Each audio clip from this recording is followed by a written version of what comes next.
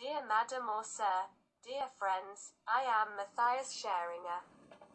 Due to the fact that the Russian invasion in the Ukraine is filled with nationalism and the World Heritage of UNESCO belongs to whole humankind, I report is my personal cultural answer from the Palestinian Hikaye, which belongs since 2008 to the Intangible Cultural Heritage.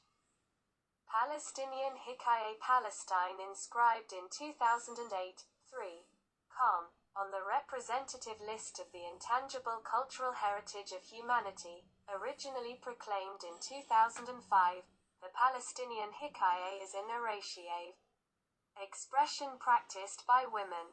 The fictitious tales, which have evolved over the centuries, deal with current concerns of Middle Eastern Arab society and family issues.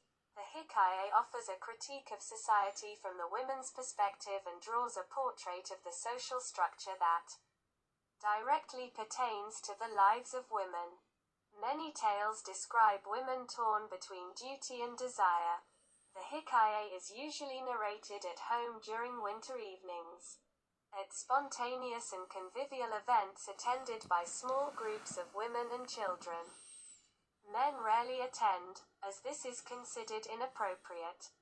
The expressive power of the narration lies in the use of language, emphasis, speech rhythms and vocal inflections, as well as in the ability to capture the attention of the listeners and successfully transport them into a world of imagination and fantasy. The technique and style of narration follows linguistic and literary conventions that set it apart from other folk narrative genres.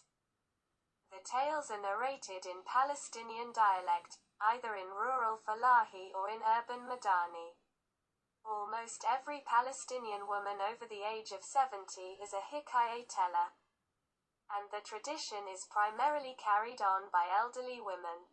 It is not unusual for girls and young boys to tell tales to one another for practice or pleasure.